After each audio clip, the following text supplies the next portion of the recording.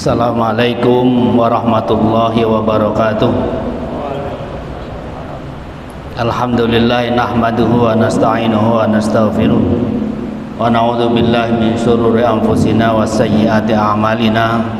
May yahdihillahu fala mudhillalah wa may yudlilhu fala hadiyalah. Asyhadu an la ilaha illallah wa asyhadu anna Muhammadar Rasulullah. Allahumma shalli ala Rasulillah wa ala alihi wa sahbihi wa mawalah. Amma ba'du fa ya ibadallah, usikum wa iyaya bitaqwallah, faqad fazal muttaqun. Para ibu dan bapak sekalian yang saya hormati, alhamdulillah kita bersyukur siang ini Allah masih memberikan kekuatan pada kita untuk menunaikan sebagian kewajiban kita sebagai hamba Allah yang beriman. Semoga yang kita lakukan menjadi amal soleh, menjadi ibadah yang Allah ridhoi. Amin ya rabbal alamin. Kita masih pada bab al-kabair, dosa-dosa besar. Dulu awal sudah kita sampaikan al-kabiratul ula, yaitu asyirku billah. Kemudian kemarin yang keenam adalah man'uz zakat, tidak mau menunaikan zakat. Hari ini akan kita sampaikan al-kabiratus sabi'ah, dosa besar yang ke-7, yaitu iftaru yaumin min ramadhana bila udhrin, tidak puasa dari puasa Ramadan bila udhrin, tanpa uzur.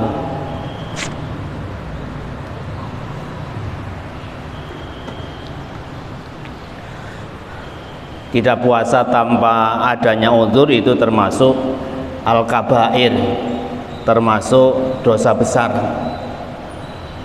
Ayat yang sudah sangat populer ketika kita bulan Ramadan adalah firman Allah di surat Al-Baqarah yang bunyinya ya ayyuhalladzina amanu kutiba alaikumusiyam kama kutiba alal ladzina min qablikum la'allakum tattaqun.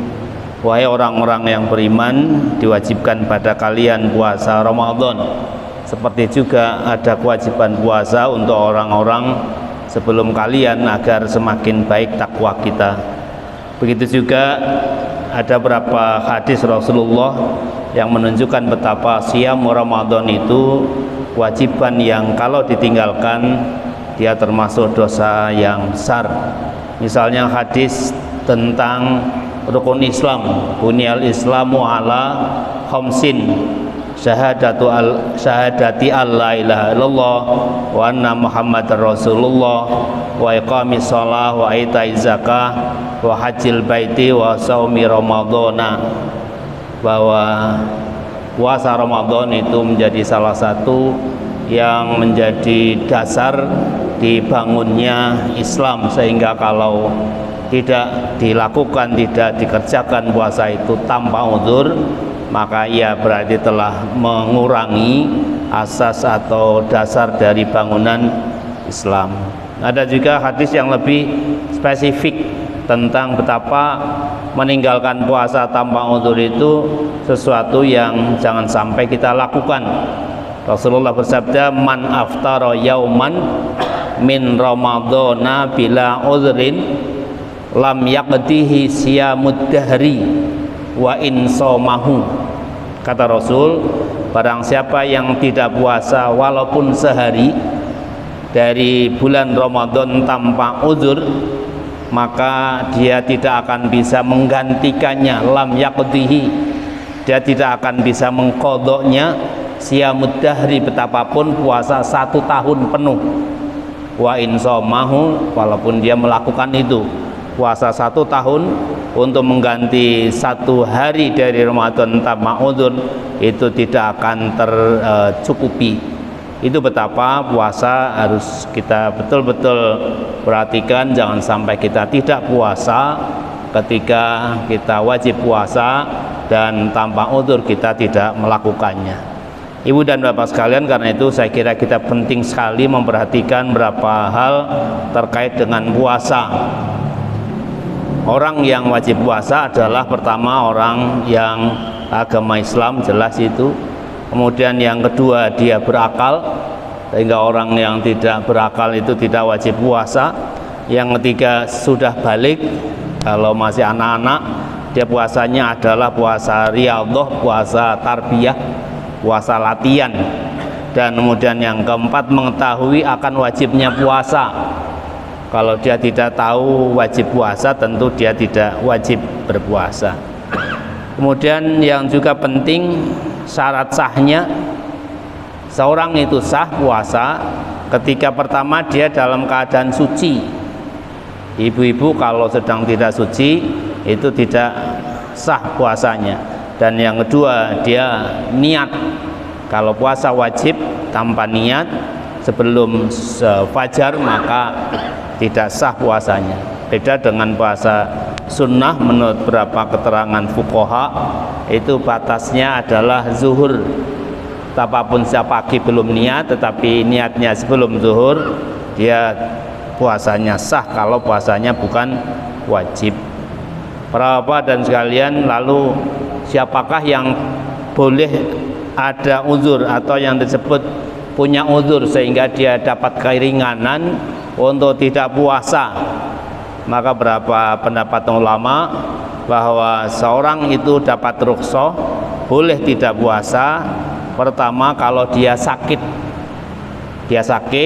dan kemudian ketika ia berpuasa itu mengganggu proses pengobatannya atau sakitnya tambah parah, atau menurut dokter memang dia dianjurkan untuk tidak puasa. Tapi kalau sakitnya sakit yang memungkinkan puasa, sakitnya yang tidak apa-apa kalau puasa, maka sakit yang ia derita tidak bisa jadi alasan dia tidak puasa. Yang kedua, safar atau menjadi musafir atau bepergian. Bepergian juga bisa jadi uzur, bisa jadi alasan untuk seorang yang semestinya wajib puasa boleh tidak puasa. Itu pun ada 3 kriteria. Pertama, lebih afdol tidak puasa. Yang kedua, lebih afdol puasa. Dan yang ketiga, wajib tidak puasa. Pertama, dia afdol untuk tidak puasa ketika dalam perjalanannya itu, dan kemudian apa yang akan ia lakukan di perjalanannya itu terganggu kalau puasa. Tidak sampai kemudian membahayakannya, tapi hanya terganggu kegiatannya atau aktivitasnya atau amal soleh yang akan ia lakukan, dan dia sesungguhnya bisa puasa tetapi akan afdol kalau tidak puasa. Seperti zaman Rasulullah ada para sahabat yang waktu itu mengikuti perintah Rasul untuk berperang. Sebagian ada yang puasa, ada yang tidak. Maka bagi yang sesungguhnya harus tidak puasa untuk kepentingan peperangan itu, dia lebih afdol untuk tidak puasa. Yang kedua, lebih afdol kalau puasa, yaitu ketika kita musafir, bepergian, dan kemudian bepergian kita itu tidak terganggu sama sekali, kegiatan kita tidak terganggu sama sekali karena puasa, maka afdolnya kita tetap berpuasa. Dan yang ketiga, itu wajib tidak puasa ketika kegiatan kita atau bepergian kita, jika kita melakukan puasa ada madarat di situ. Misalnya kita jadi tidak bisa melakukan apa-apa, safar kita, bepergian kita jadi terganggu dan sebagainya. Itu yang kedua, uzur safar itu boleh membuat kita tidak puasa. Yang ketiga, orang yang sudah sepuh, yang sudah tua, sehingga uzur bagi dia, berat bagi dia kalau melakukan puasa, maka dia boleh tidak puasa, dan kemudian dia wajib membayar fidyah atau keluarganya membayarkan fidyah untuk dirinya. Kemudian yang keempat adalah orang yang hamil dan atau menyusui. Orang yang hamil, orang yang menyusui boleh tidak puasa sepanjang apabila puasanya itu mengganggu dia. Para ulama berbeda pendapat apakah dia boleh hanya dengan membayar fidyah atau harus mengkodoknya.